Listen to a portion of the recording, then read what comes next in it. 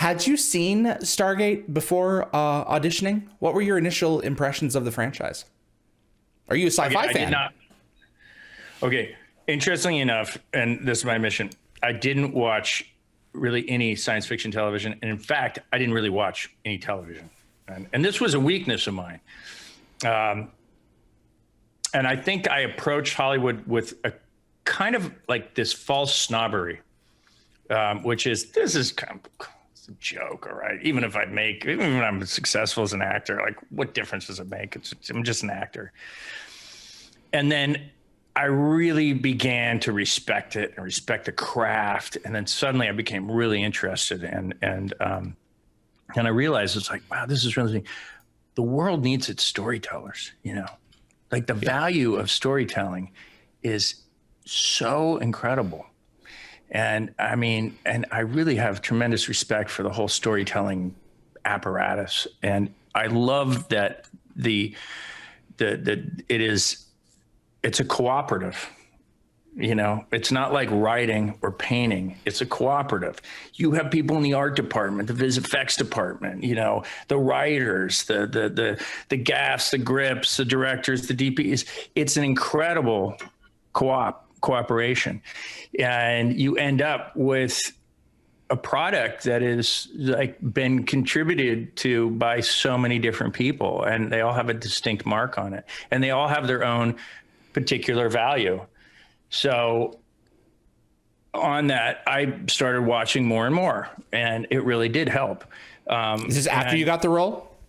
No. So this is what happened. So when Stargate came along, I immediately, my first thought was like, well, I can't really do that. I don't see myself being the right person for this. But yeah, I had in my mind Star Trek.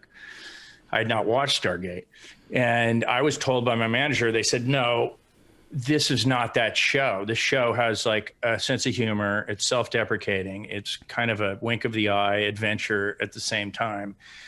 And you can probably do whatever you want with the characters. Just do something, see what they like, see if they like it. And I said, oh, well, in that case. And then I reread the script in a completely different way. Okay. And I'm so glad he said that, because like when I read it, I was like, I don't know. And so I went in with a very different, I had a specific thing in mind.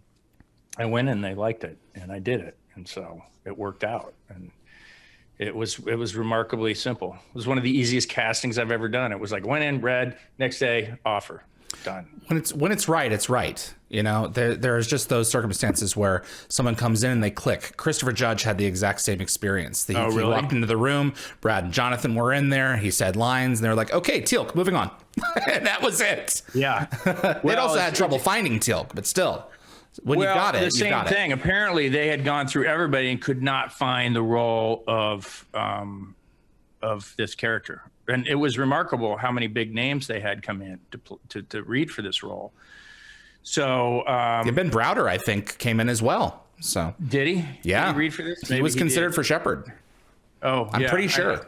I'm amazed at how many people have come up to me and told me that they read for my part. You know. It's pretty interesting. And apparently I didn't realize how competitive it was to get that. So man, maybe that's good that I didn't know. Yeah, maybe.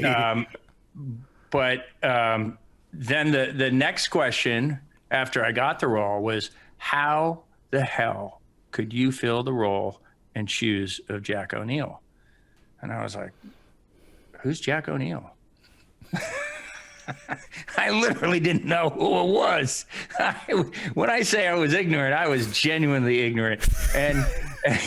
And so I was like, they're like, he's the star of FG1. You are riding his coattails. I said, oh, well, good. Well, will you personally thank him for me?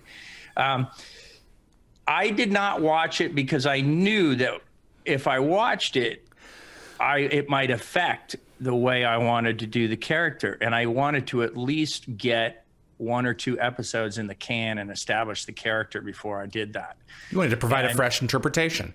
Well, yeah. And I didn't realize, you know, how big our SG1 was and how many followers there were. I was, again, naive to that. And so when the question came up just consistently, was a single most asked question.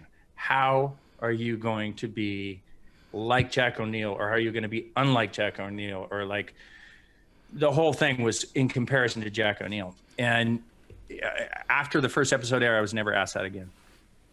So I feel like that's like a major success, because then when I did start watching, I had so much fun watching it. I loved what Rick did. I mean, Rick was so unlike anything else out there, incongruous and idiosyncratic. And I was like, that could have affected me maybe. Yeah. And that's his deal. And I love it.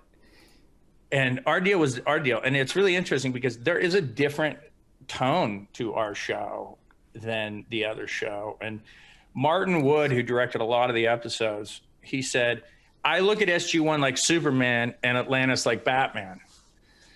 You know, there was a different vibe to it. And yet it's still part of the same kind of universe. Mythology. Yeah. So, and I would love to, and I have to say, Rick, it was hilarious. I loved ribbing those guys next door at SG-1. We filmed, you know, they had their stage, we had our stage, and they were kind of next to each other in the same building. And, you know, for some reason they didn't have air conditioning and we did. And I'd walk over there and I'd be like, God, it's so hot in here. Oh, must be miserable. I think I'm going to go back to my air conditioned studio. And so it was just fun to do that. And so, but I also realized, like, my gratitude toward SG-1 it was immense, because I've never done a show before where we quite literally, there was a built-in audience. And they had us fly down. We did the pilot. The pilot broke all these cable records at the time. I think it was the most watched cable. It was indeed. Ever. That's true. Yeah.